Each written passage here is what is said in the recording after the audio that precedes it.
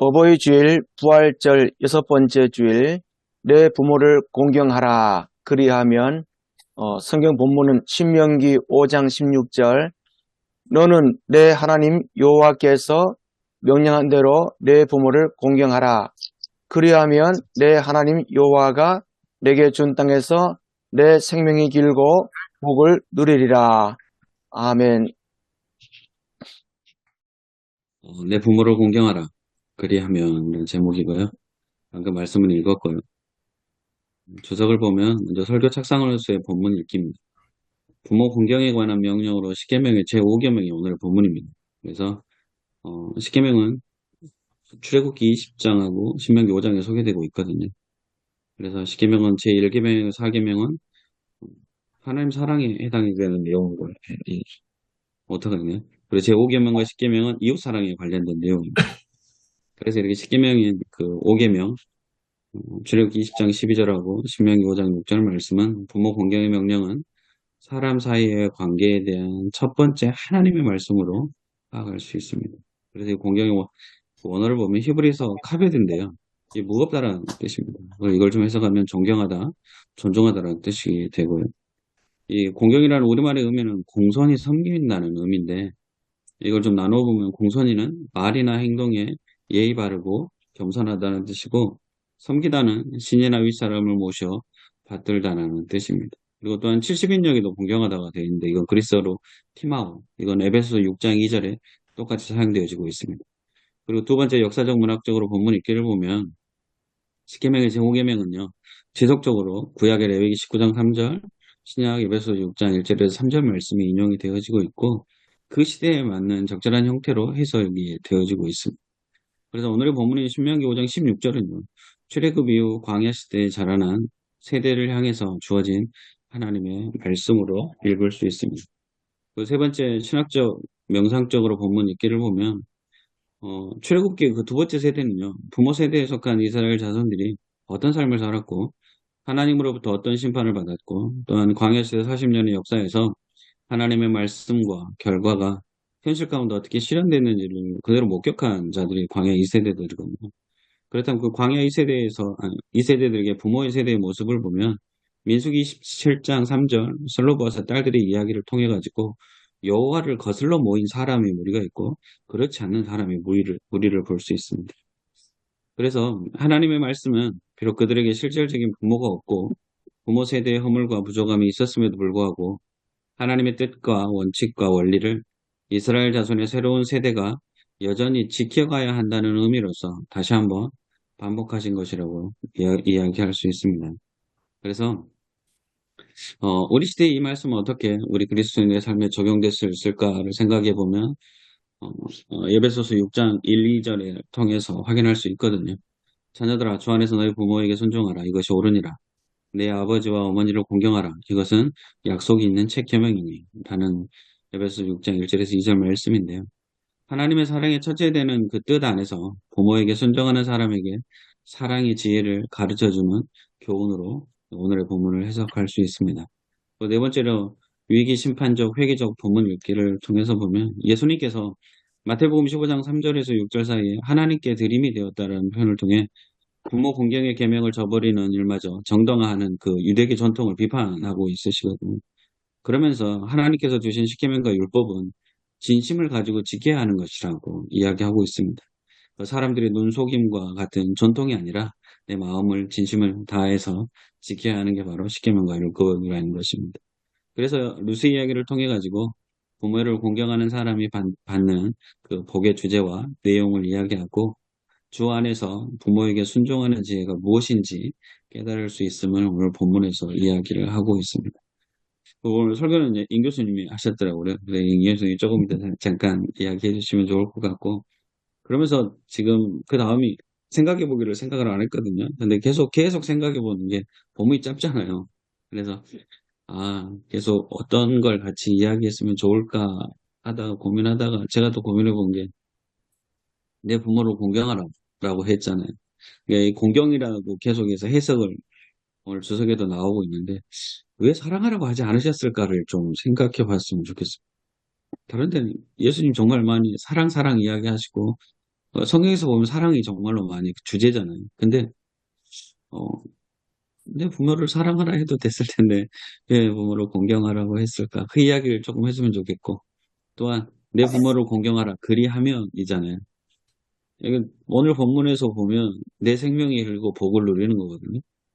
그러면, 이게 장수의 비결인가? 사람들이 정말 오래 살고 싶어 하잖아요. 그러면, 부모를 공경하는 모습이 장수의 비결로 이야기를 해도 되나?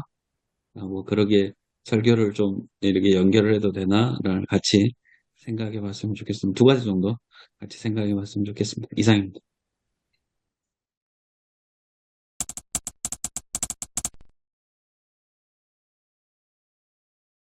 이재철 목사님이 그 책에 써놓은 내용을 보면 이 공경하다를 그 존경하다라고 하지 않고 공경하다라고 했던 이유를 좀 잠깐 풀어놓으셨더라고요. 그게 어떻게 보면 우리에게 가장 큰 상처를 주신 분이 부모님이죠.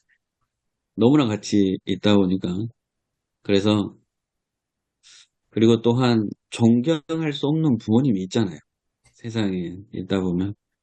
그래서 정말 존경이 아닌 공경이라고 이야기를 그렇게 푸신 목사님들도 있더라고요. 그래서 보면 그러면서 좀 생각해 봤는데 어떻게 보면 우리에게 가장 큰 사랑을 주신 분도 부모님이시긴 하지만 어떻게 보면 가장 큰 상처를 주신 분들도 부모님이 아닐까라고 생각을 해 봤거든요. 그래서 이 공경하다라는 이 표현을 통해서 그럼에도 불구하고 존경해야 될 분들로 표현을 해야 되는 건지 아니면 사랑인지 좀 어른들의 목사님들의 의견을 좀 듣고 싶습니다. 저는, 그, 아까 오성일 목사님께서, 그, 그러니까 생명, 거룩함 말씀하신다. 거기서부터 우리가 생각을 시작해도 좋겠다는 생각이 듭니다. 결국은 이제 사람이 태어난 것은 갓난 아이로 태어났는데, 그 아이로 태어났다는 것은 이제 부모가 낳은 생명이기도 하고, 동시에 부모의 생명을 이어받는 다음 세대도 되지 않습니까? 그러면 이 세상에 태어나는 모든 아이는 굉장히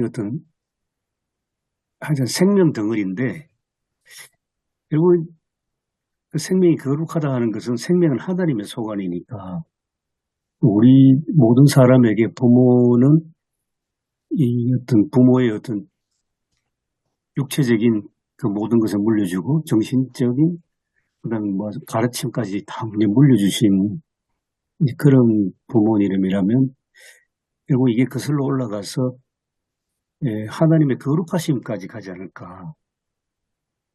그래서 공경하라 하는 것은 그 사람이 살아가는데 뭐 세파에 부모가 시달리기도 하고 부모 노릇도 못할 경우도 많고 하지만은 근원적으로 이 생명 관계니까 그래서 공경하라고 하신 거 아닌가. 저는 지금 그런 생각이 듭니다. 아까 오성일 목사님 말씀이 굉장히 저한테는 좀 착안이 됐습니다. 네. 공경하라는 말씀은 결국은 한자입니다. 성경의 언어하고는 번역상 상통하는 것도 있지만 다른 부분도 있습니다. 그런데 우리 공경하다의 그 공자에는 그 무겁다는 의미도 있고 중히 여긴다는 의미도 있고 두려워한다는 뜻도 있습니다. 그렇게 보면 그 카보드라든지 이런 뜻을 충분히 담아냈다고 볼 수 있습니다. 그리고 왜 아버지 어머니를 사랑한다 소리 안 하고 공경한다고 했을까? 부모를 그만큼 중하게 여기고 두렵게 여기라는 거죠. 사랑을 해도 격이 있잖아요. 친구 간에 니나둘이 사랑하는 거 있고, 남녀 간의 사랑이 있고, 친구 간의 사랑이 있고, 그걸 우리가 다르게 표현하면 부유별, 부유신, 신유이 그런 개념과 비교해 볼 수 있거든요. 그래서 부모에 대한 사랑은 이게 니네들이 하는 사랑이 아니고 정말 내 생명의 근원이기 때문에 중하게 여기고 거룩하게 여기고 두렵다 하는 것은 무서워서 두려운 게 아니고 너무나 소중하기 때문에 귀하게 여기는 거죠. 그래서 부모에 대해 나하고 그 인간적인 뭐 가치는 같겠지만은 나를 낳아주고 뿌리가 되어준 부모에 대한 그 중함, 그 은혜, 예, 사람마다 격이 있듯이 자식이 부모를 대하는 것은 그런 중히 여김, 두려워함, 경외함 그런 뜻에서 공경이라는 말로 표현했다. 넓게 보면 그게 결국은 사랑이죠. 예, 저는 그렇게 이해가 됩니다. 예, 그 이무국 교수님 말씀대로 저도 거기에 적극 공감하고요. 뭐냐 하면 이제 10계명이 그 1, 2, 3계명은 다 뭐뭐 하지 말라잖아요. 하지 말란 얘기는 어떻게 보면 또 아무것도 하지 말고 가만히 있으란 얘기가 되는데 하지 말고 제 4계명에 와서 해라 그러잖아요. 안식일을 지켜라 그러죠. 그런 다음에 바로 이어서 부모를 공경하라 이런 어떤 이 연결되는 의미가 또 있는 것 같아요. 그러니까 부모 공경이 그러니까 우리가 뭘 해야 되느냐 할 때 오직 하나님을 섬기란 말을 1, 2, 3계명에서는 하지 말라는 뜻으로 그러니까 다른 신을 섬기지 말라, 우상을 섬기지 말라 하면서 우리가 해야 되는 건 뭐냐면 첫 번째 안식일을 지키고 그 다음에 부모를 공경하라 이렇게 봤을 때 그러니까 하나님을 섬기는 것과 부모를 공경하는 것은 그렇게 연결되어 있다라는 그 임 교수님 말씀대로 부모가 우리에게 생명을 주셨으니까 하나님도 우리에게 생명을 주셨잖아요. 이런 그 같은 의미를 담아서 그렇게 계명이 그렇게 주어지지 않았을까 이런 생각이 들고요. 또 뭐 이게 의도된 걸 모르겠지만 우리 보면 어린이날이 먼저고 어버이날이 두 번 뒤에 오잖아요. 그래서 부모가 먼저 우리를 사랑하신다. 부모 사랑이 먼저다. 사랑은 내리 사랑이다. 이런 의미가 또 담겨 있는 것 같아요. 부모의 마음에서 자녀를 먼저 사랑하는 마음이 어린이날이 먼저 왔고 그 다음에 어버이날이 오고 이렇게 여러 가지가 이렇게 의미가 좀 잘 겹치지 않는가 이런 생각이 듭니다. 하나님도 우리가 하나님을 사랑한 게 아니고 하나님이 먼저 우리를 사랑하셨잖아요. 그런 것처럼 그런 여러 가지 의미를 이렇게 막 이렇게 섞여서 말씀드렸는데 그런 걸 잘 정리하면 좋겠다 생각이 드네요. 부모 공경이라는 말, 우리 오늘 본문에는 공경이라는 말이 나오지만 레위기 19장 3절에는 너희 각 사람은 부모를 경외하고 라는 말을 씁니다. 그 경외하다는 말은 보통 하나님을 경외하는 표현을 많이 사용되거든요. 그렇죠. 그리고 경외의 의미 속에는 이제 사랑과 함께 두려움에 대한 개념이 들어가 있습니다. 그렇게 생각한다면 어쩌면 부모에 대한 자세, 대한 태도도 그런 면이 담겨 있지 않을까. 사랑과 함께 두려움. 아까 강성희 목사님 말씀하셨던 그 의미도 담겨 있지 않을까. 그렇게 생각한다면 어떻게 보면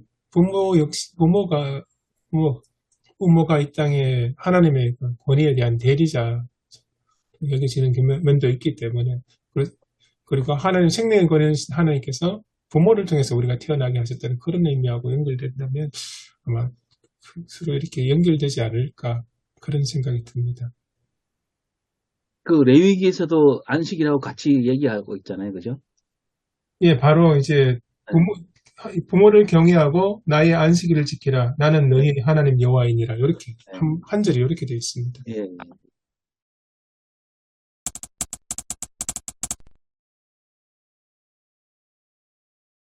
이제 근데 저 궁금한 게는 내 부모를 공경하라라고 했지 않습니까? 근데 이 본문 말씀이 구체적으로 우리 교수님은 설교문에서 출애굽 2세대를 향해 주신 말씀으로 이렇게 이야기를 하시는데, 뭐 2세대 중에 구체적으로 어떤 자녀들 대상으로 이 말씀이 주어졌을까? 물론 다, 어린 자녀들 다 부모 공경해야 되는 게 맞는데, 특별히 어떤 초점이 있지 않았을까? 그런 생각이 듭니다. 왜냐하면 어린 애들은 부모 좋아하고 따르는 건 당연하거든요. 어떻게 좀 다양하다면 좀 너무 극단적일 수도 있는데, 그 어떤 분은 여기에 대해서 이 대상이 어떤, 음, 연로한 부모님들, 그러니까 자녀가 부모보다 더 강한, 그러니까 더 성장한 그 자녀들을 대상으로 특별히 주신 말씀이 아닌가 그런 해석하시는 분이 이렇게 있더라고요.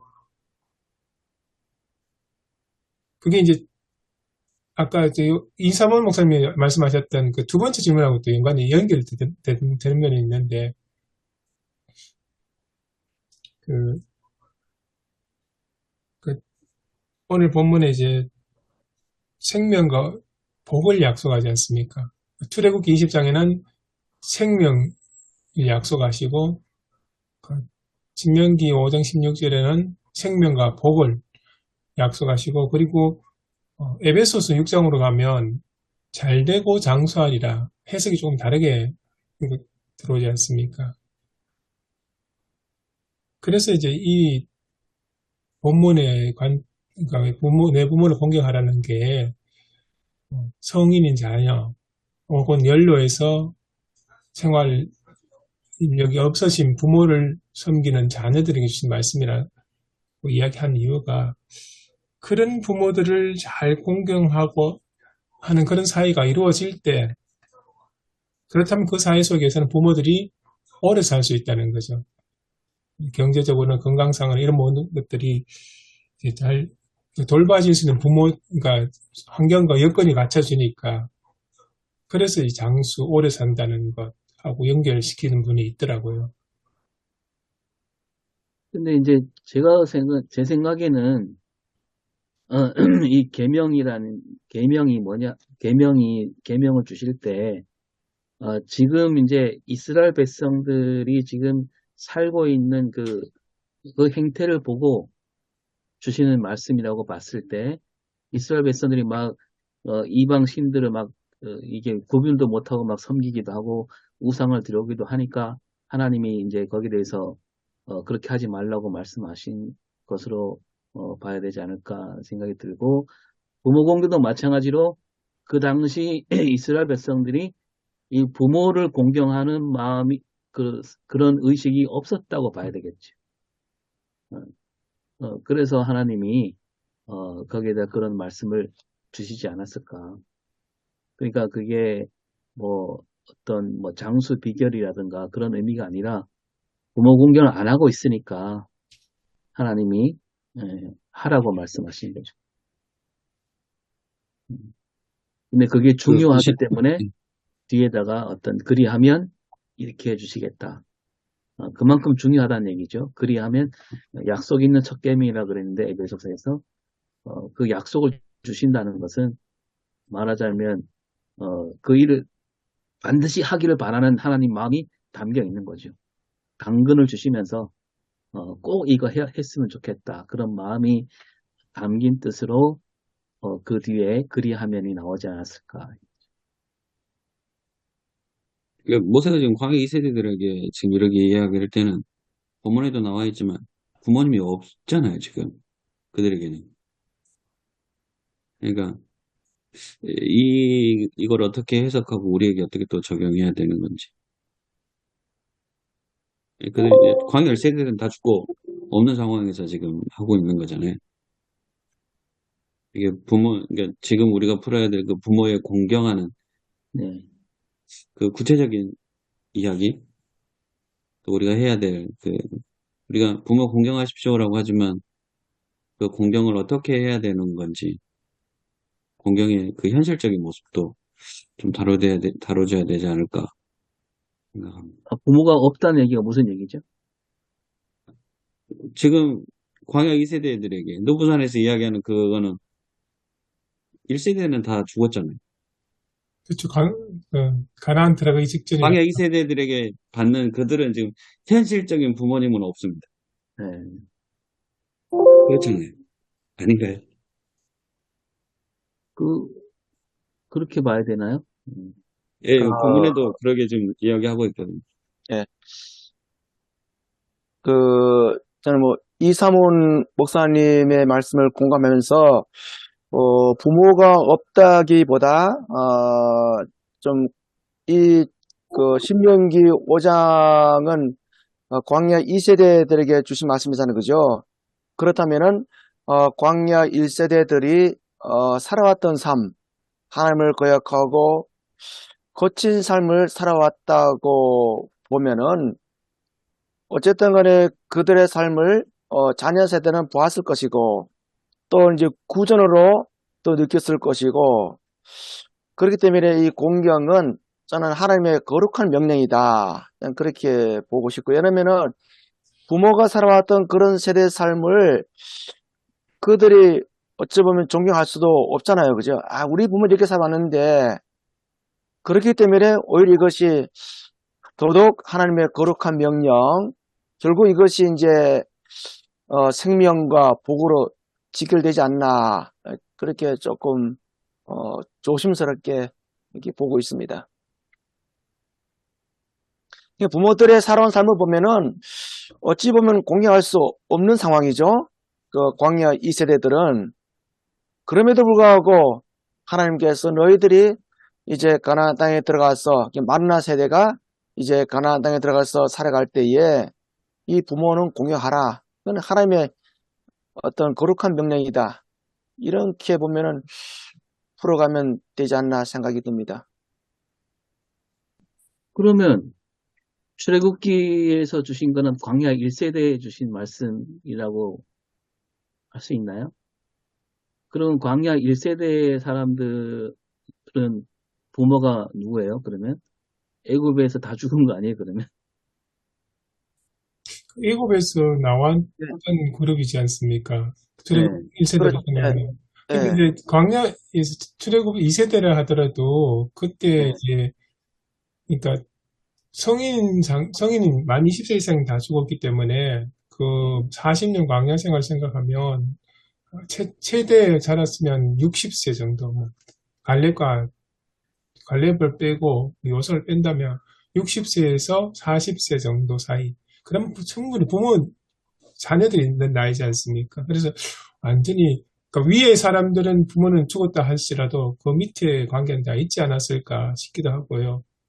그리고 이제 너무 이게 오늘 그 예, 해석이 너무 예. 구도를 너무 단순화시킨 게 아닌가. 그러면 광야 2세대라 그러면 동시에 1세대 다 죽고 2세대만 살아남았다. 이렇게 보기가 그럼 1세대와 2세대 그 경계선에 있는 사람도 있을 거 아니에요. 그죠? 사람들이 분포가 다 다른데 몇 살 이상은 다 죽었다. 뭐 그렇게 얘기하기 어렵지 않을까요? 몇 살부터 1세대고 몇 살부터 2세대고 이게 구분이 애매하잖아요. 포괄적으로 좀 넓게 한번 생각해 보면 출애굽기에 준 그 부모 공경은 일단은 애굽에서 나와서 시내산에서 처음 주어진 거고, 이건 이제 오늘 읽은 이 말씀은 신명기 말씀은 40년 뒤에 다시 주신 말씀인데, 제가 볼 때는 광야에 사는 부모들이 잘못했다고 별로 자격도 없는 부모니까 다시 공경하라고 하나님이 그렇게 강조를 하셨을까? 제가 생각할 때는 2세대고 1세대고 그 앞에도 예, 부모한테 잘하는 아들도 있고 못하는 아들도 있고 언제든지 있었어요. 언제든지 있었는데 부모이기 때문에 예, 자격이 있든지 없든지 불문하고 하나님께서는 생명의 근원이고 이게 창조의 질서잖아요. 창조의 질서이기 때문에 그 하나님께서 당연히 창조의 질서 안에서 부모를 공경하는 것은 마땅한 일이죠. 저는 뭐 좀 포괄적으로,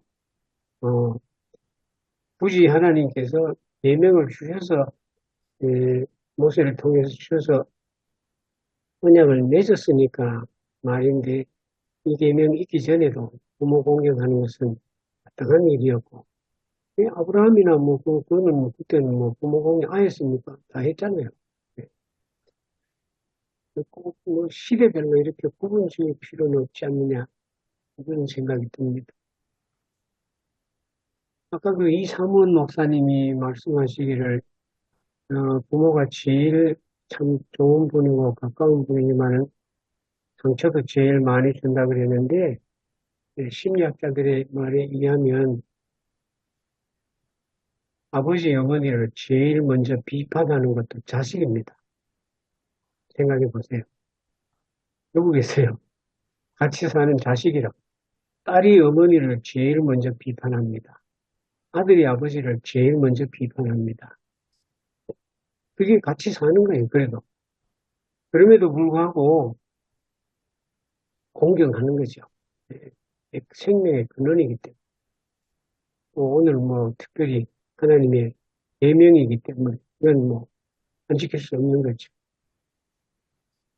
이게 다른 어떤 것보다도 그 생명 주심으로 존경받아 마땅한 그런 게 되는 거잖아요. 그러니까 지금 이야기가 전반적인 것들이 그러니까 부모님의 그 부족함과 부모님의 허물이 있음에도 불구하고 우리에게 생명 주심으로, 그러니까 하나님이 주신 그 생명을 부모님을 통해서 나왔기 때문에 어떤 것보다도 그 생명을 통하여서 존경받을 수 있는 분을 이야기하는데, 조금 더 이야기해보고 싶은 게 뭐냐면 요즘 시대의 구체적인 방법이라.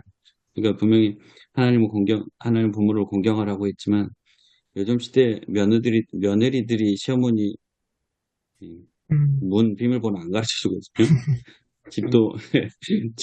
집도 정확하게, 집 주소도 정확하게 모르는 시어머니들이 많습니다. 그리고 그냥 명절 때, 생신 때, 이런 어버이날 때, 잠깐 얼굴 뵌 것만으로도 공경이라고 이야기할 수 있는지, 과연 우리가 마음을 다 바쳐서 존경하고 공경하는 모습이 어떤 모습일까? 그렇다고 해서 단에서 비밀번호 가르쳐 주십시오 할 수는 없잖아요. 그래서 그 모습들도 약간 좀 생각해 봐서 이야기해야 되지 않을까 생각합니다. 좀 안 되겠습니다만은 나는 요즘 젊은 사람들이 새로운 그 부부들이 비밀번호가 안 가르쳐주고 아파트 이름도 어려운 데로 간다 그래요. 그게 보편화된 것처럼 이거 이야기하는데 난 이 사회가 그만큼 잘못됐다고 생각합니다. 이건 고쳐야 될 일이에요. 그냥 웃어 넘길 일이 아니에요. 이화여대 아이들 한 10년 전에 이화여대 학생들 대상으로 설문조사를 했습니다. 부모가 돈 많은 건 좋으냐? 70% 이상 시부모가 돈 많은 건 좋은데 그 시부모한테 물려받고 시부모 모시겠냐 그러니까 30%가 안 모신다 그랬습니다. 이게 잘못된 거잖아요. 시대가 그렇다가 아니고 인성이 잘못된 거죠. 교육이 잘못된 거고. 난 교회가 그런 것을 바르게 가르치고 지도해야 된다고 생각합니다. 그럼 늙은 세대 말 같지만은 그게 성경입니다. 근데 그 이상훈 목사님, 제가 요새 이렇게 보니까요. 이게 인간관계가 며느리하고 시부모 사이만 그렇게 된 게 아니라 확대된 것 같습니다.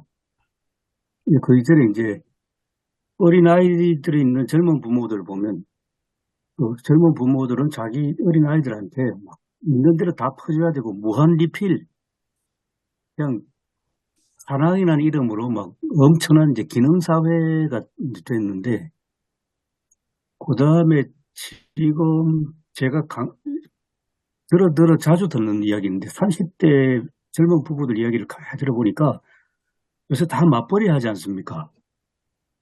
그러니까 부부가 서로 부인이 월급이 얼마인지 모르고 부인도 남편 월급이 얼마인지 모른답니다. 각자 자기 주머니 차고 있어요. 그러니까, 그럼 어디, 다른 사람이 물어봤으면 놀러 갈 때 어떻게 가냐 하니까, 놀러 갈 때는 회비식으로 50%씩 낸답니다. 이게 요즘 부부 관계입니다. 그래서 이게 참, 머리 아픕니다. 그러니까 이혼이 많잖아요. 예, 이혼이 언제든지 이혼할 준비가 돼 있는 것 같고, 헤어질 결심하면 뭐, 이혼은 언제든지 할 수 있는 것 같아요. 제가 한번 그 이혼 문제 가지고 참 설교를 했는데 교인들이 막 조용하더라고요. 나중에 알고 보니까 이혼했는 가정이 몇 가정이 있더라고요. 네. 이혼 주제로 설교할 때 굉장히 조심해야 됩니다.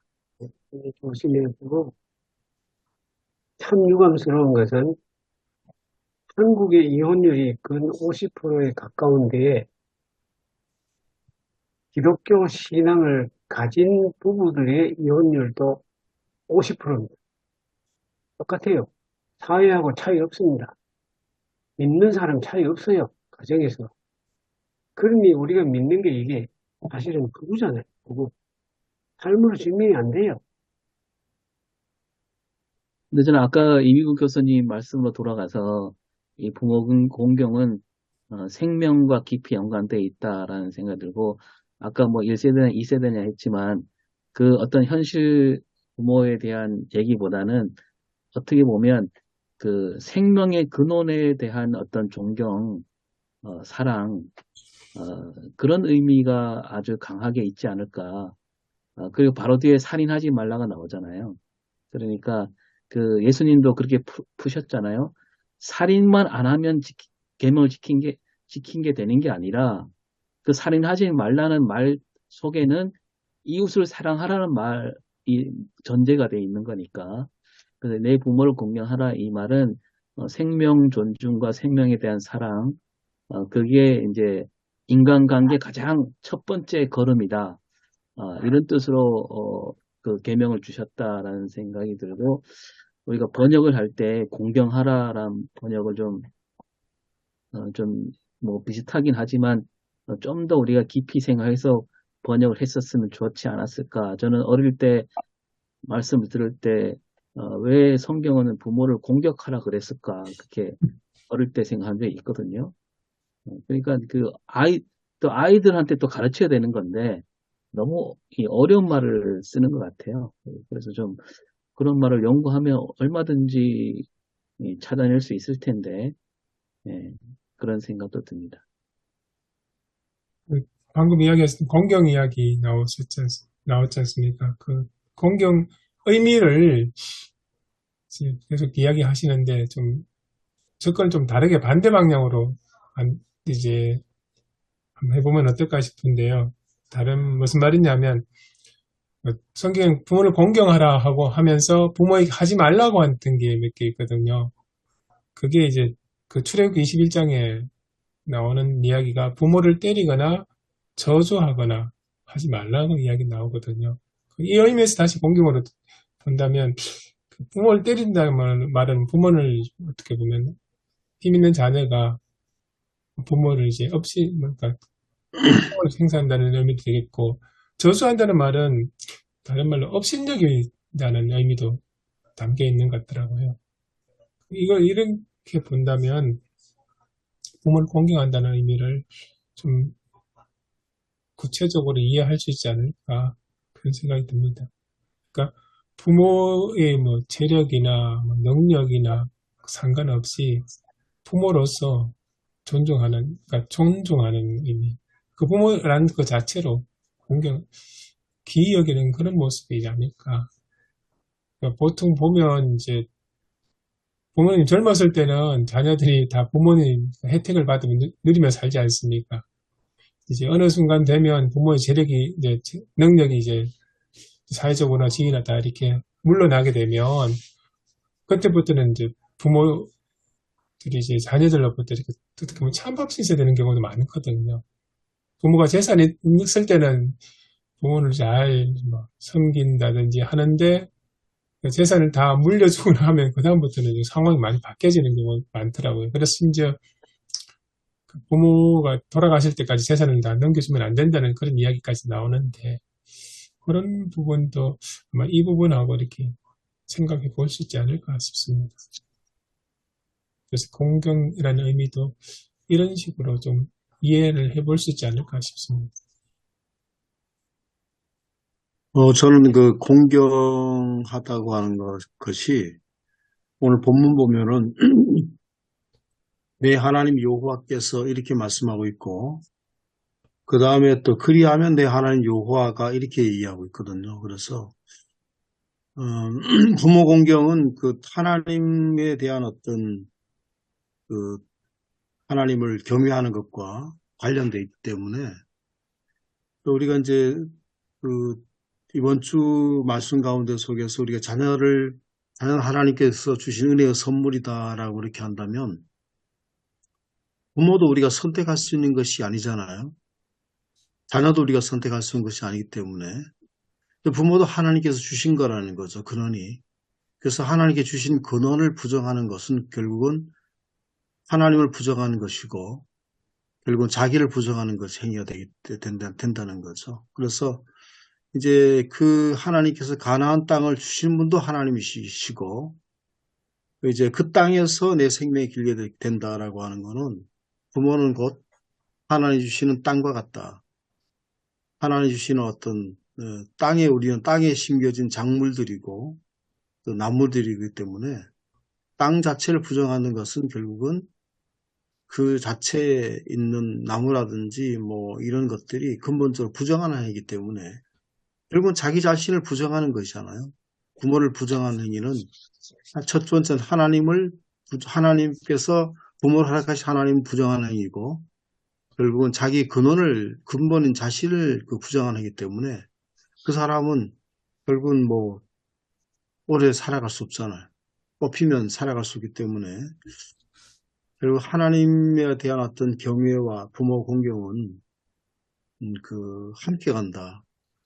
그래서 만일 가나안 땅에 들어가서 그들이 부모를 공경하지 않고 뭐 부모를 학대하고 이러면 그런 사람들이 하나님을 진심으로 경외할 수 없잖아요.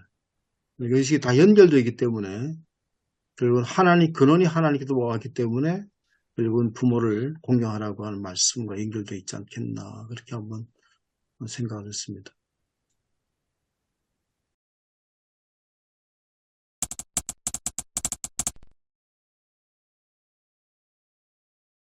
이제 공경하라는 생명에 관해서 이제 중심적으로 이야기를 하고 이렇게 이제 얘기가 어느 정도 된 것 같은데 그러면 내게 준 땅에서 내 생명이 길고 복을 누리리라도 저희들이 어느 정도 설명을 해야 되잖아요.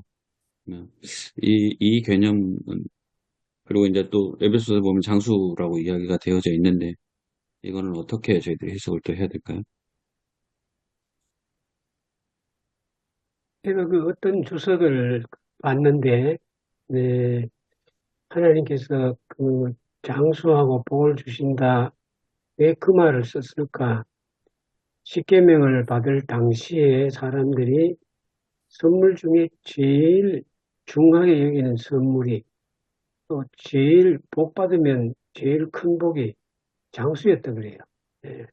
그래서 십계명을 주시는 당시에 가장 좋게 여기는 선물 내지는 가지고 싶은 것 이게 장수라 그랬다. 그래서 장수라는 말이 그래서 십계명에 들어왔다. 그 시대에 제일 좋아하는 선물.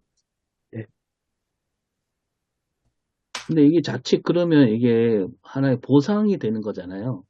부모를 공경하면 보상을 준다는 얘기인데, 그러면 이거는 좀 뭐랄까요? 우리 동양에서는 부모 효도가 마땅한 도리잖아요. 효도해갖고 뭔 상을 받으려고 하는 게 아니라, 뭐 상이 없어도 부모에게 효도하는 게 마땅히 인간이 해야 될 일이잖아요. 그러면 수준이 너무 차이가 나잖아요. 하나님께서 그러면, 이런 보상을 줄 테니까 부모를 공경하라. 그렇게 보기보다는, 아까 제가 얘기한 대로, 출애굽기에도 아까, 최영재 목사님 얘기했지만, 뭐, 자기 아버지 어머니를 저주한 사람은 죽이라 그러고, 치는 자도 죽이라 그랬는데, 이 얘기는 뭐냐면 그 당시에 그런 일이 있었다는 얘기잖아요. 부모를 그렇게 함부로 대한 사람이 있었다는 얘기거든요.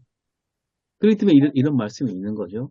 그래서 이게 그만큼 중요한 일이기 때문에 반드시 부모를 공경해야 되기 때문에 뒤에 단서를 붙인 거지 어떤 그 보상의 의미는 아니라는 거죠. 이제 첫 계명이라는 말씀을 우리가 잘 이해하면, 이해가 됩니다. 부모 공경하는 것도 당연한 일이지만은 그 앞에 하나님을 경외하고 그 말씀을 순종하고 뭐 안식일을 지키고 이것도 다 더 당연한 거죠. 더 당연한 건데 그런 계명 뒤에는 지키면 뭐 주겠다 이 말이 없어요. 예. 근데 부모 공경하는 것은 마땅한데도 불구하고 그럼에도 불구하고 하나님께서 그 땅에서 장수하고 복을 주거마 그만큼 중요하다는 얘기죠. 인간관계에서. 그런 의미로 하나님께서 당연하지만은 그만큼 중요하기에 그렇게 하면 내가 상을 덤으로 준다 하는 말씀이죠. 조건부는 아니겠죠. 혹시 여기 첫 계명, 약속 있는 첫 계명이라고 했는데, 그럼 두 번째 계명 뭔지 아십니까? 제가 그 십계명을 봐도, 그 하나님께서 뭘 지키면 뭐 해주겠다고 한 게, 다섯째 계명 말고는 다른 계명이 특별히 없는 것 같거든요. 그런 뭐 첫째, 둘째 계명이라 봐도 약속했던 예, 십계명의 가장 첫 번째, 처음이라고 하는 그 약속의 처음이고 나머지는 이제 다른 어떤 계명이라든지 다른 어떤 율법들에 대한 그 나오잖아요. 그러니까 하나님 약속하신 것은 첫 번째라고 하는 의미지 뭐, 그 다음 두 번째, 세 번째가 있고 그런 의미는 아닌 것 같습니다. 그렇게 봐야죠. 약속 있는 계명은 이거밖에 없다. 이렇게 십계명 중에. 그 계명 자체 안에 복을 주시겠다 언급한 건 이거밖에 없지요. 그런데 이제 전체적으로 보면 십계명 전문이 있지 않습니까? 십계명 전문이 사실은 더 중요하죠. 이 10가지 계명을 지키면 내가 너희의 하나님이 되고 너희는 내 백성이 된다 하는 그 전체 테두리 안에서 보면 십계명 나머지 복이 뭐냐? 그 전문이 다 복이죠, 사실은.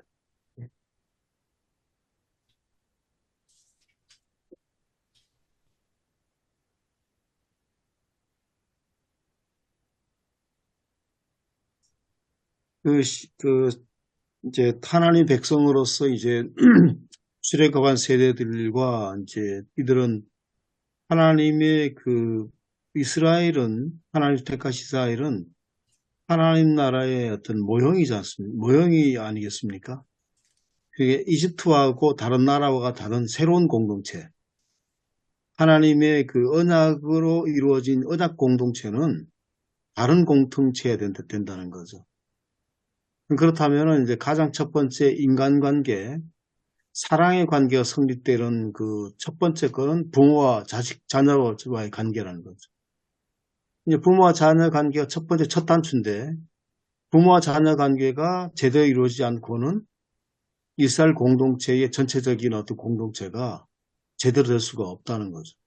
부모와 그런 관계 속에서 뭐 이웃과의 관계, 또 다른 관계 이루지 않기 때문에 가장 중요한 것이 부모와의 이스라엘 공동체가 여기서 내 땅에라고 하는 것은 개인적인 거라기보다도 실제로 하나님께서 여러 가지 땅에서라고 하는 것은 이제 하나님 주신 땅에서 오래 산다고 하는 것은 그 공동체가 오래오래 존속하고 그게 가정 공동체 되지만 존속하려면은 가장 기본적인 어떤 공동체 질서인 부모와 자식 간의 관계가 이게 제대로 될 때에 어떤 다른 이웃과의 관계라든지 뒤에 나오는 거는 다 이웃과의 관계잖아요.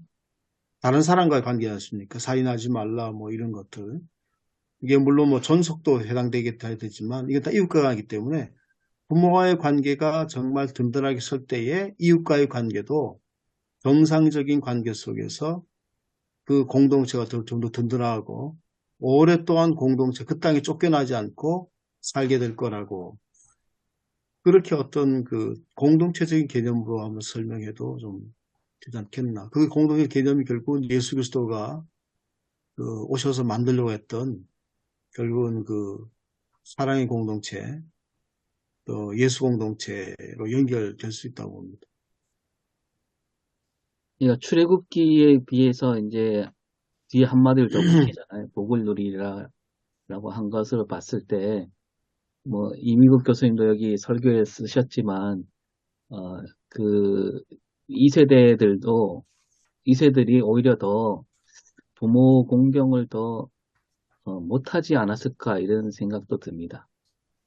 하나님이 계속 말씀해도 안 들으니까 거기다가 이제 하나 더 붙인 거죠.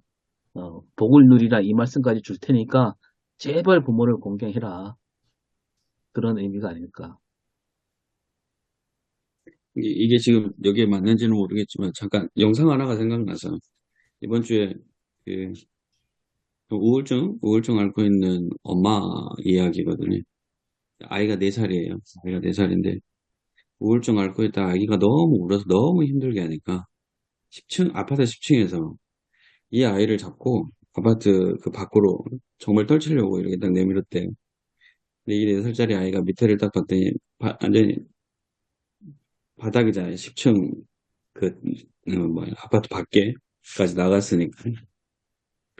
근데 이 아이의 한마디 때문에 엄마가 아이를 다시 끌어안았다고 하는데 우리의 느낌은 그 아이가 무서워서 발버둥을 쳐야 되잖아요. 근데 이 아이가 엄마를 딱 보더니 엄마 사랑해를 했대. 그래서 이 우울증에 이제 앓고 있던 엄마가 갑자기 정신이 바짝 들어서 그 아이를 안았다고 이야기하거든요. 이제 지금 부모님들이 지금 현 시대의 부모님들이 이게 이제 극히 일부긴 하지만 너무나 힘들고 어려워서 자녀들을 이렇게 하는 부분들도 너무나 많거든요. 그래서 제가 공경과 사랑 계속 이야기했었었는데 그러면서 이 아이의 모습 이러면서 우리가 정말 사랑하는 모습으로 가야 되는데 그게 그 아이 갑자기 이제 그 아이 모습이 생각나서 지금 이야기하는 건데 그러니까 우리가 부모님을 바라보는 모습 그러니까 그 아이는 정말 엄마를 사랑했잖아요. 그 아이가 울었던 것도 자기의 뭔가를 부모님을 힘들게 하려고 울었던 것도 아니고 근데 그 아이의 사랑하는 모습이 엄마가 정신이 바짝 들었다고 얘기했던 모습에서 우리는 정말 부모님을 정말로 사랑하고 공경하고 있는지 우리의 모습도 좀 그 4살짜리 아이가 제 정신을 바짝 차리게 만들더라고요. 아이의 그 작은 고백. 그래서 우리는 정말로 그 말 한마디라도 사랑은 그다음에 부모님께 공경을 전하고 있는지를 좀 다시 한번 또 되돌아보는 기회가 됐으면 좋겠고 그러면서 오늘 제가 설교를 어떻게 할까 계속 보고 있거든요. 그러면서 아까 이제 오성일 목사님이 했던 그 내 생명이 길고 복 이게 뭔가를 이렇게 보상해주는 그 개념이 아니면 어떤 걸까를 생각해 보다가 제가 누림이라는 단어를 썼거든요. 그래서 여호와가 내게 준 땅에서 내 생명이 길고 복을 누리리라. 이거는 지금 부모님을 공경하라고 하나님의 명령이잖아요. 그래서 하나님의 명령을 그래서 부모님을 공경하는 모습을 보면 하나님이 주시는 은혜를 누릴 수 있는 모습으로 풀이를 해도 되지 않을까라는 생각을 해서 제가 누림이라는 단어를 써놨는데 그래서 이렇게 또 좀 해보면 어떨까라고 또 이번 한 주간 또 계속 묵상해야 되겠지만 그래서 이렇게 보상의 개념보다는 하나님의 은혜를 누리는 걸로도 해석하면 어떨까 지금 그 생각도 조금 하고 있습니다.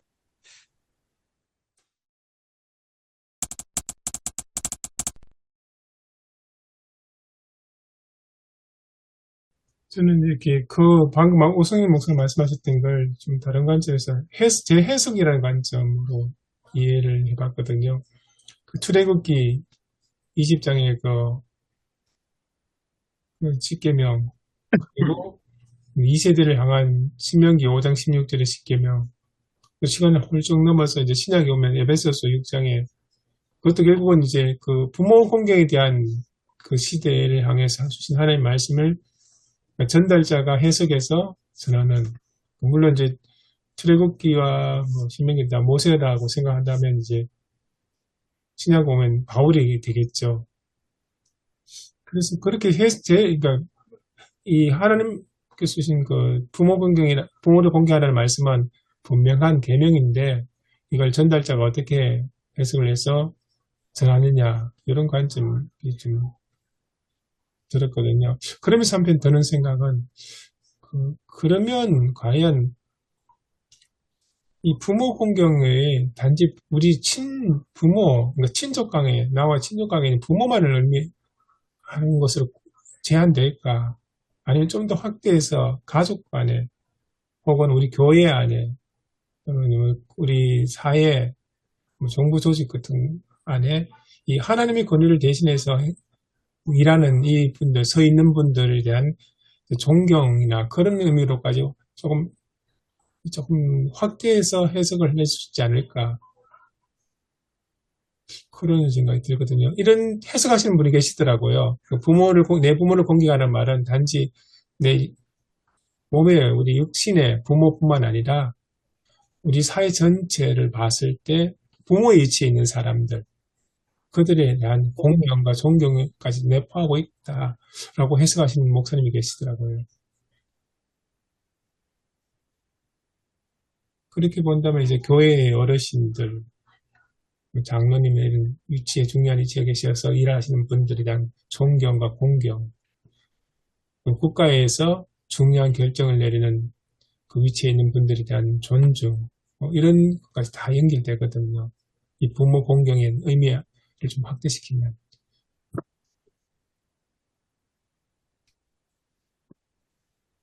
이게 사실 웨스트민스터 대유리 문답에 이 내용이 나오거든요.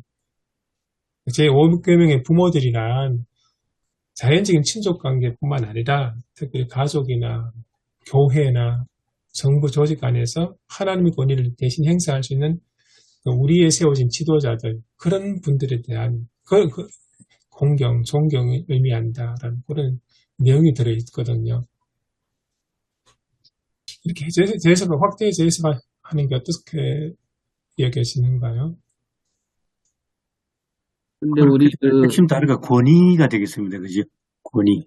예, 하나님의 권위를 대신 행사하는 사람, 그런 대리자. 예, 대리자들, 부모가 가장 먼저 우리 인생의 제일 첫 번째 그런 분이지 않습니까? 조심스럽게 판단해야 되겠죠. 정말 우리가 순종해야 하고 공경해야 될 대상이 하나님의 권위를 갖고 있느냐, 하나님이 위임해 준 권위를 부리고 있느냐, 이걸 봐야 되겠죠. 예수님은 그 종교 지도자들에게 복종 안 했잖아요. 네. 그들도 다 하나님 이름으로 기름 부음 받은 사람들인데 예수님은 그들에게 복종하라고 안 하셨잖아요. 네. 이게 문제에 굉장히 저희들 이제 신학생 때에 이제 그 오공 시절이었으니까, 일부는 그 권위에 복종하라. 그 당시에 목사들도, 선배 목사들도 일부는 복종해야 된다. 뭐 이런 있었고요. 또 그것도 우리가 또 이제 그 당시 교수님들은 이제 불의한 어떤 것에 대해서는 저항해야 된다. 뭐 이런 것들 고민들이 좀 많이 있었습니다. 그래서 지금도 뭐 우리가 특히 이제 뭐 정권에 관한 어떤 그런 거라면 이게 단순화시키면 쉽게 받아들이기가 좀 어려울 것 같습니다. 에베소 6장 1절에 보면 부모를 공경하되 주 안에서 그랬거든요. 네, 주 안에서 저는 그 말씀이 참 우리에게 주는 의미가 있다.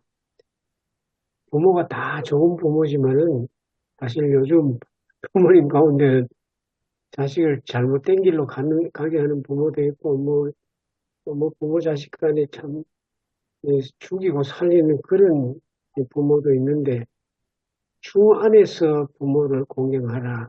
이 말씀이 오늘 우리 시대에 주는 하나의 지침이 아닐까 그렇게 생각이 됩니다.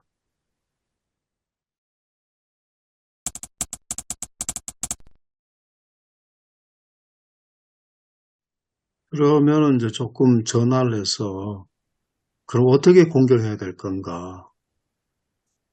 그걸 한번 이야기를 좀 하면 좋을 것 같네요. 어떻게 표시해야 될 건가. 저도 어제 그 옥방에 저희가 있었던 곳에 어머니가 계시니까 그래 어제 이제 원래는 오후에 예배 마치고 이제 아이들과 함께 찾아뵈려고 그랬거든요. 그러니까 이제 거기 이제 딸이 있으니까 사위하고 그러니까 그리고 또 이제 그럼 우리가 영주 나가자 그렇게 얘기가 됐거든요. 그래서 이제 와서 어제 풍기에서 이제 식사를 같이 찜 잘하는 데가 있어 식사 같이 하고 그 다음에 풍기에 보면 투썸 플레이스가 있는데 거기 가서 이제 같이 이제 차도 나누며 여러 가지 이야기를 해서 좋은 시간을 보냈거든요.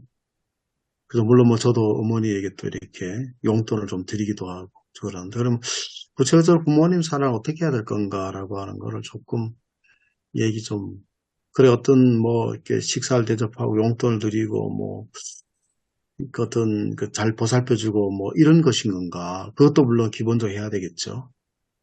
부모들의 생활에 어려움이 없도록 하지만 그러나 그 앞서 있는 것이 뭘까라고 하는 거는 이제 좀 생각해 볼 필요가 있다고 봅니다. 하나님께서 우리에게 요구하시는 것도 경우에는 하나님께 뭐 어떤 우리가 성경 교체는 뭐 우리가 재물을 드린다든지 많이 드린다든지 심지어는 뭐 강처럼 강물 같은 올리브 기름을 드린다든지 이런 것들을 원하시는 것이 아니고 진심으로 하나님을 경외하고 사랑하기를 원하셨거든요.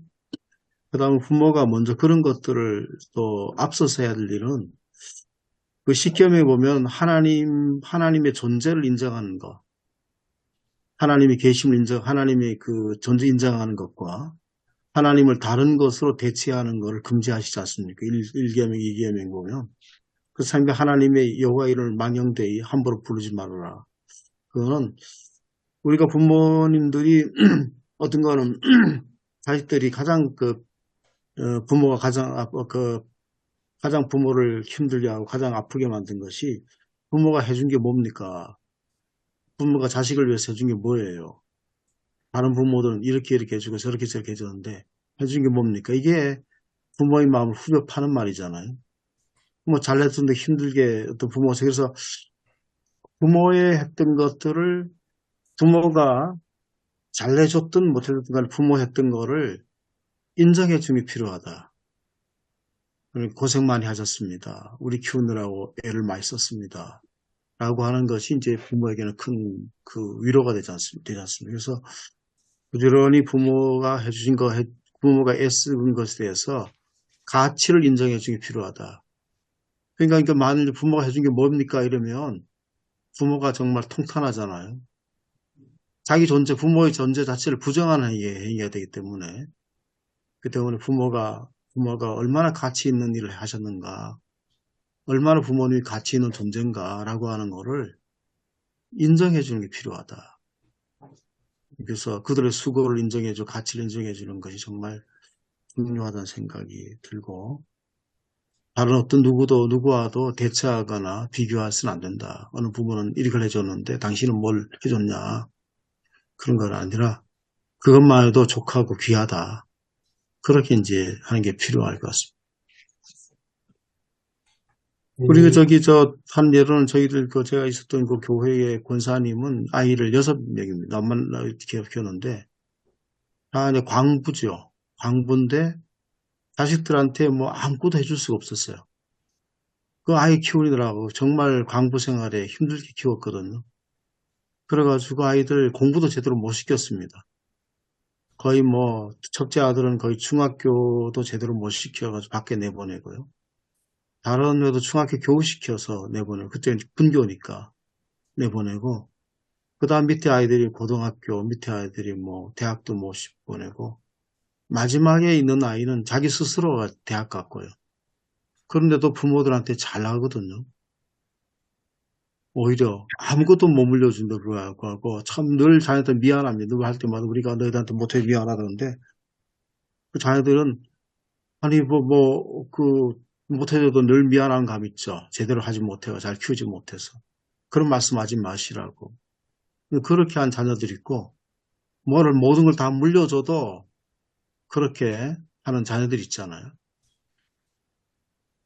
저는 그 부모 공경은, 이렇게 생각하는데요. 부모가 이제 힘이 없고 늙고 이제 병들었을 때, 그때 이제 부모를 잘 섬겨야 되고 받들어야 된다라는 생각이고, 그러니까 어떤 권위에 복종하라는 의미로는 받아들이고 싶지 않고요. 그리고 이제 인간관계 측면에서 인간관계 첫걸음이라고 봤을 때, 어떤 부모를 공경한다는 의미는, 나를 내세우지 말라. 이런 뜻으로 저는, 할 수 있고, 또 아까 천 목사님이 약간 그런 비슷한 말씀 하셨는데, 하나님을 사랑한다는 게 뭐냐. 그 요한일서 말씀처럼, 그 옆에 이웃을 사랑하는 게 곧 하나님을 사랑하는 거라 그랬잖아요. 그런 것처럼, 뭐 부모 공경도 그런 의미로 우리가 그 받은 만큼 우리도 다른 사람을 사랑하는 그런 삶을 사는 게 그게 진짜 부모 공경이 아닐까. 네, 그런 생각이 듭니다. 한 가지는 또 뭐 말씀드리면 꼭 우리가 이제 더했어야 될 거는 부모 노릇도 잘해야 된다. 그렇게 얘기하잖아요. 그 부모의 공경을 받으려면 부모 노릇도 잘해야 된다.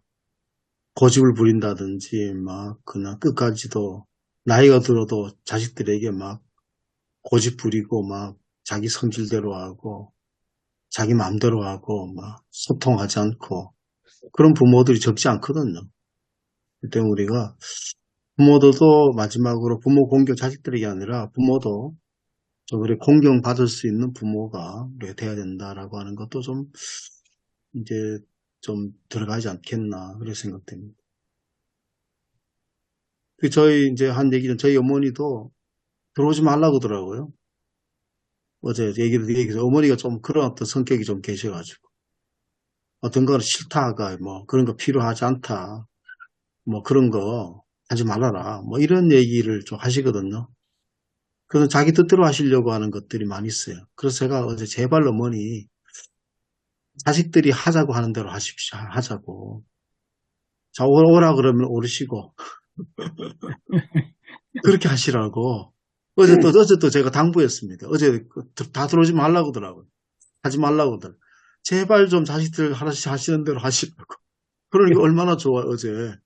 그래서 그 샤위가 새 차 사가지고 새 차 타고, 그리고 오셔가지고 많이 드시지 못하지만 드시고 하니까 얼마나 좋아요. 혼자 가지고 아무도 안 들어와 그러면은 얼마나 우울하시겠어요. 그러니까 이제는 자기 생각도 하지 말고 오시라. 그러면 드시고 오시라 가시라면 가시고 그렇게 하시라고 그렇게 제가 또 당부했습니다.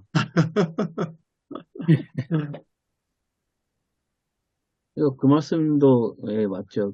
지금 우리가 설교 듣는 대상자들이 어린애들이 아니잖아요. 예? 너희들 부모를 공경해라 이렇게 말할 게 아니고 어떻게 보면 부모 없는 분들 엄청 많을 거 아니에요. 교회 안에. 그분들한테 설교해야 되잖아요. 그렇게 봤을 때는 이 말씀을 하면서 정말 부모로서 부모다운 부모가 되는 마음가짐을 한번 돌아봐야 되지 않겠느냐. 사실 우리 보면 우리 자녀들 가운데 부모를 좋아하고 사랑하는 사람은 있을 수 많겠지만 부모를 존경하는 사람은 얼마나 있을까요? 저는 우리 사회에서 별로 없다고 생각해요. 그 자녀들이 자기 부모를 봤을 때, 와, 우리 부모님은 정말 인격으로 훌륭하고 뭔가 신앙인답고, 그래서 부모님을 존경한다. 뭐 간혹 있겠지만 우리 사회 전체 분위기를 봤을 때는 다 사람들이 너무 천박하게 돈만 쫓아가고 출세 욕망 뭐 거기에만 마음을 쓰고 있잖아요. 이런 부모를 과연 자녀들이 뭐 자기를 위해서 희생한 건 고마워는 하겠지만 정말 인격적으로 존경하는 사람이 얼마나 있을까. 그래서 저는 이런 말씀을 볼 때 부모된 우리를 다시 돌아보면서 정말 그리스도인답게 훌륭한 인격을 갖추는 그런 공경받을 만한 자격을 갖춰야 되지 않을까. 이런 설교도 필요할 것 같습니다.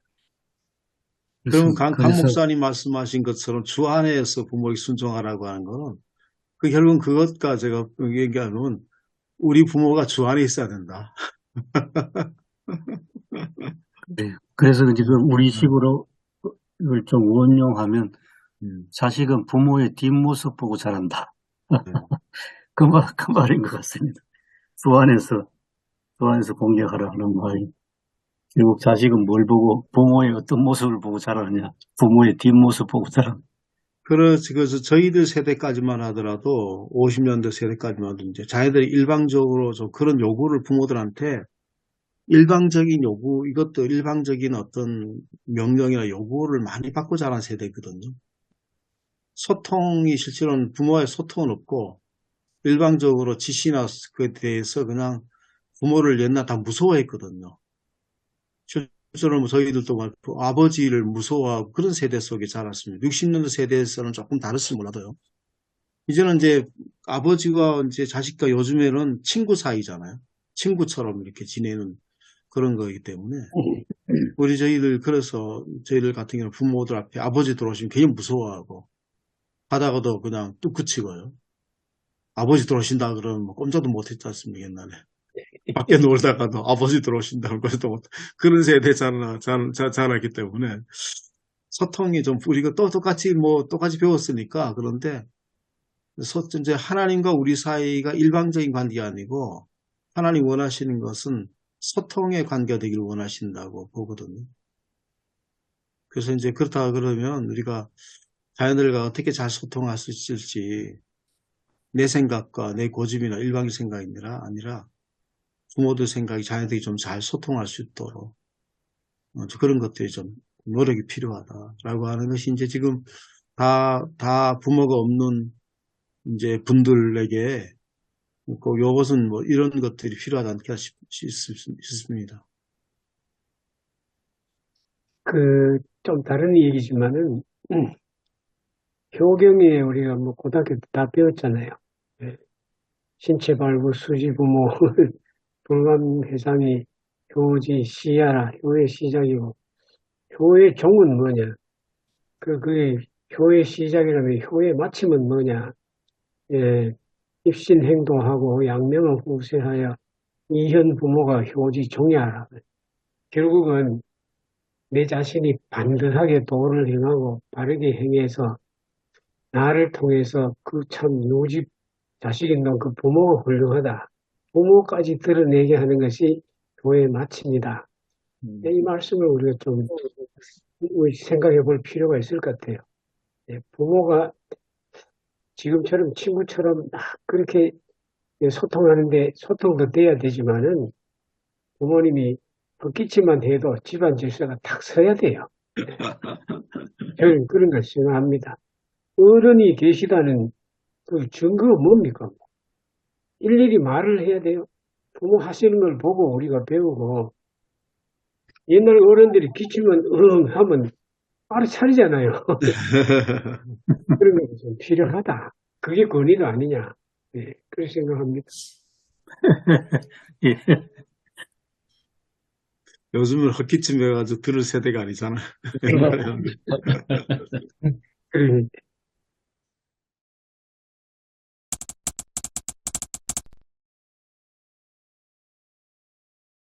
예, 강성영 목사님 말씀처럼 부모님이 안 계신 사람이라 할지라도 부모를 공경하는 길은 내가 정말 바르게 신앙인답게 살면 결국 나는 또 우리 부모님을 대신해서 사는 거니까 부모님을 빛나게 하는 일이고 그게 또 공경하는 길이 아닐까. 뭐 이런 주제도 좀 덧붙여서 아까 얘기한 걸 좀 이렇게 잘 얘기하려고 합니다. 저는 뭐랄까 처음에는 이제 우리 강성규 목사님 말한 대로 말씀대로 주 안에서 공경하라 그 주제를 생각했는데 오늘 토요일을 생각하면서 그 생각이 들어요. 아, 하나님의 거룩한 명령, 하나님의 거룩한 명령의 주제를 좀 포커스를 맞춰가지고, 그다음에 첫 번째는 감사하자. 우리가 이 땅에 온 것도 감사하고, 참 뭐 부모가 잘했든 못했든 간에 이 땅에 태어난 것 자체마다 감사하자. 그리고 또 생명 존중에 대해서 생각해봐라. 참 저는 요번에 참 최근에 제가 김해를 제가 자주 가는데 어르신들이 이제 이 기억이 가물가물해요. 보니까 제가 한번 이제 갔다 오면은 전화 와요. 야, 유 목사, 니네 지갑 왔지? 지갑 가져왔지? 그래. 어머니 지갑 안 갖고 왔래요. 하면서 이제 그래서 참 그런 이해, 생명에 대해서 생각해 보게 되고 그 다음에 이제 그렇다면은 이제 그럼 내가 좋은 부모가 되어야 되겠다. 좋은 부모가 되어야 되겠다. 그렇게 한 세 가지로 뭐 감사하고 생명 존중, 그다음에 내가 좋은 부모가 되어야 되겠다. 우리가 여러분 우리 교회들 지금 다 부모가 없거든요. 사실상 부모 있다면 이제 뭐 저밖에 없는데 그래서 참 고민이 돼요. 그래서 그렇게 좀 거룩한 명령에 대해서 한번 언급하면서 이제 공경에 대해서 한번 생각해봐야 되겠다. 그렇게 생각이 됩니다. 두 가지, 아까 말씀처럼 오늘 본문에 나온 내 하나님께서, 내 하나님 여호와가, 거기에 좀 이렇게 초점을 맞추려고 합니다. 그래서, 비록 부모님은 안 계시지만, 지금 있는 세대들도 연세 많아도 부모를 원망하는 분들이 계실 수 있거든요. 부모가 뭐 이렇게 좀 해줬으면, 잘했으면 좋아하는데, 원망하는. 그래서, 근본적으로 부모와의 화해가 필요하다. 그래 본다면, 결국은 부모가 잘해주거나 못해주거나 상관없이 결국은 하나님께서 부모를 주신 것이다. 하나님이 어떤 계획 속에 우리가 알지 못한 계획 속에 있는 것이다라고 하는 돌아가신 세대와의 부모의 화해도 좀 필요하다고 보거든요. 의미를 자기가 부모에 대한 어떤 다른 의미를 보면 거기에서 이제 부모와 화해가 될 때에 거기서 있을 때 자식들과의 관계도 이제 바르게 된다고 볼 수 있다면 어떤 기본적인 어떤 것들을 좀 부모가 뭐냐, 부모가 어디서 왔느냐라고 하는 거를 이야기하는 것이 좀 필요하겠다 싶어서 거기 두 말씀에 한번 초점을 맞춰서 한번 말씀을 한번 생각해 볼까 합니다. 저는 오늘 말씀을 잘 들었습니다. 잘 들었는데, 부모 공경은 뭐, 우리 강성현 목사님 말씀하신 창조 질서가 창조 질서. 하나님께서 그 부모를 통해서 우리를 그 생명을 우리에게 주었기 때문에 창조 질서고, 그리고 이제 설교를 듣는 분들이 그 부모가 없는 분들이 많잖아요. 부모가 없는 분들이 많으니까 내가 좋은 부모가 돼서 그 부모를 뭐 그, 드러내자. 내가 잘남으로써 우리 부모가 그, 표를 받는 거다. 그걸 좀 설교해야 되겠네. 한 가지 덧붙인다면 예. 내가 효도해야 내 자식한테 효도 받습니다. 그게 교육이자 결국은 실제 시범입니다. 내가 고려장 얘기가 이야기했네. 내가 효도하지 않으면 자식한테 효도 못 받습니다. 근데 이런 그 어버이 주일의 설교가 이제 워낙 이제 이 동양에서 이런 거를 강조 많이 했기 때문에 동양에서 워낙 강조를 많이 했기 때문에 우리 성경 말씀을 가지고 또 동양의 어떤 뭐 그런 그 효에 대한 그런 거를 참 이렇게 넘어서고 그 하기가 굉장히 어렵거든요.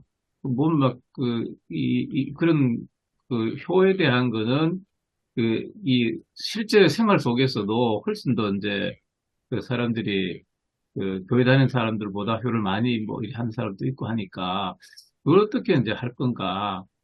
그게 이제 좀 이제 고심이 되고 그 사람들에게 뭐 다가가는 어떤 그 부모 공경의 설교가 될 건가. 그걸 좀 이렇게 고심해야 될 것 같습니다. 아까 우리 강성현 목사 말씀하신 것도 뭐 그 한문을 이렇게 하시면서 그 뭐 이렇게 하시는데 그런 걸 막 사람들이 다 알고 있거든요. 알고 있어서 좀 이렇게 잘 준비를 해야 되겠다 하는 이런 생각이 듭니다. 동양의 어떤 사상에도 이 교회 사상 같은 경우도 가장 최고는 하늘을 섬기는 거잖아요. 하늘, 결국은 우리가 하나님, 여호와 하나님이 아니지만 하늘이거든. 그러니까 그 체계가 뭐냐면 임금에 대한 충성, 부모에 대한 효, 연결되어 있거든. 이게 결국 부모에 대한 효와 임금의 충성과 하늘에 대한 어떤 그것들이 동양에도 다 연결되어 있지 않습니까? 맞습니다. 네, 그렇죠. 그래서 첫째가 부모잖아요. 부모고 임금이고 하늘인데 네. 그걸 이제 거기에 큰 원칙에 따라서 그 부모를 아주 잘 섬기죠. 그 어떻게 네. 보면 잘 섬겨왔는 거죠. 근데 이제 이 현대가 되면서 이제 그런 게 많이 파괴되고 무너지고 문제가 된 거죠.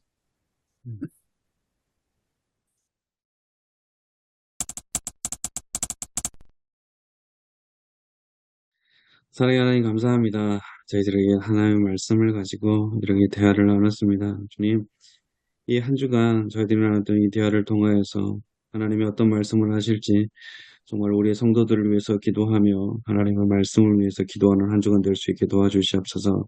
날마다 살아갈 때 하나님의 은혜 가운데 살아가기 원하옵고 저희를 인도하시는 예수님의 이름으로 기도드립니다. 아멘. 네. 수고하셨습니다. 수고하셨습니다.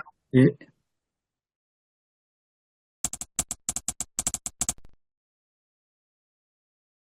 네, 저는 하나님께서 마노아 아내에게 아들을 낳으리니 말씀하실 때 그 아들을 이제 나시린으로 삼잖아요. 그래서, 아들을 낳으리니 말 대신에 거룩함을 낳으리니 이렇게 제목을 잡아서, 그러니까 이스라엘 백성들이 거룩함으로 돌아오게 하신다는 그런 뜻으로 이제 아들을 삼손을 주셨다.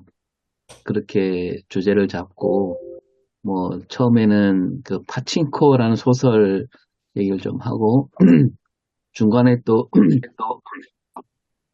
오스카 와일드의 거인의 정원 얘기를 좀 하고, 이게 이번엔 성경보다는 좀 다른 예를 많이 들어서, 말씀을 잘 나눴습니다. 그러니까 이 아들, 이 생명이 곧 거룩함이고, 또 이 땅이 우리가 생명을 볼 때마다 하나님이 주시는 거룩함을 힘입어서 이 땅을 거룩하게 만들자, 그런 뜻으로 말씀을 전했습니다. 어휴, 감사합니다. 네.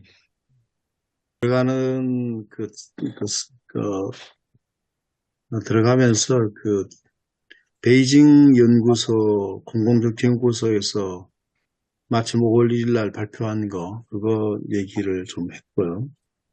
그래서 이제 우리 사회가 불임 사회가 되어가고 있다. 그 얘기를 하고, 그 다음에 이제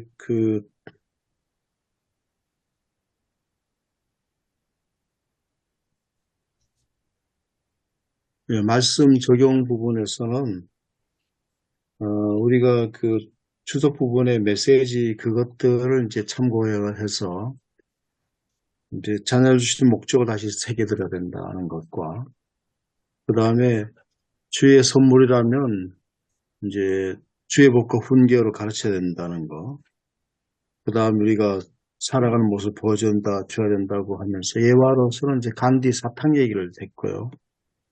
그 다음에 마지막에 이제 결론 부분에는 우리 예배 강단에 있는 고영진 목사님이 설교했던 후생국의 이야기를 그대로 옮겨서 그대로 했습니다. 그래서 우리가 이제 걷는 법만 가르치지 말고 어떻게 살아가는 법 가르쳐주고 우리가 본을 보여주자. 그렇게 이제 결론을 맺었습니다. 저는 설교 제목을 어떻게 키워야 하는가, 그 부분, 그러면서 이제 좀 부제를 좀 정했어요. 부제는 이제 하나님을 어떻게 키워야 되는가, 그 부분을 이제 언급하면서 하나님께 속한 자로 키워야 되지 않나. 설교 도입 부분이랄까요? 예, 그 부분에서 사사시대적 상황과 오늘 우리 시대적 상황은 별반 다를 바가 없다. 특별히 마누아 부부가 하나님의 은혜로 삼손을 얻게 되었는데 오늘날에도 이렇게 그 불인 그 부부 또는 이제 아이를 낳지 않는 그런 상황들을 좀 저는 인간의 욕심 물론 여러 가지 사회학적 요건도 있지만서도 창세기에 그 보면은 이제 생육하고 번성하고 땅에 충만하라 이 부분을 언급하면서 결국은 인간의 욕심에 의해서 이런 부분들도 우리가 좀 언급하면서 그렇다면 우리가 그때나 지금이나 이 아이 키우는 문제는 참 쉬운 것이 아니다. 그러면 기독교인들은 어떻게 접근해야 되는가? 그렇게 해서는 이 어떻게 키워야 되는 그 문제는 결국은 하나님의 은혜로 구원받은 백성으로 살아가는 삶을 보여주는 것이다. 그리고 이제 또 두 번째 가서는 하나님의 자녀로 구별되어 거룩하게 살아가는 것을 부모가 우리 어른 세대가 보여주는 것이다. 어린 아이들, 특히 자식들은 손자는 내 소유가 아닌 정말 하나님께서 내게 맡겨주신 그런 청지기직으로 감당해야 된다. 그러면서 이제 다음 세대들에게 우리가 그들에게 거룩한 사명을 심어주는 것이 중요하다. 이렇게 이제 설교를 마무리했습니다. 저는 그 예배와 강단에 있던 하나님의 선물 제목 그대로 했거든요. 그래서 선물에 관해서 먼저 설명을 하건 우리가 값비싸고 귀한 선물은 우리가 선물 받으면 귀한 건 저희들이 멋대로 사용하지 않잖아요. 그 안에 있는 사용 설명서를 꼭 봅니다. 귀하면 귀할수록. 그래서 우리의 자녀가 귀한 하나님의 선물이라면 정말 사용 설명서에 맞게 하나님이 우리에게 주신 그 이유에 맞게 사용해야져야 된다. 그리고 마노아가 하나님한테 물었던 것처럼 우리는 항상 하나님께 물어야 하고 그들을 어떻게 가르쳐야 하는지 본문에서 얘기했던 세 가지가 있잖아요. 독주를 마시지 말고 머리에 삭도를 대지 말고 하나님의 바쳐진 나신이라는 앞에 두 부분은 우리가 실천해야 될 거. 말 그대로 본이 되는 삶을 살아야 되는 거고 그리고 그 자녀들이 나시린처럼 살아갈 수 있게.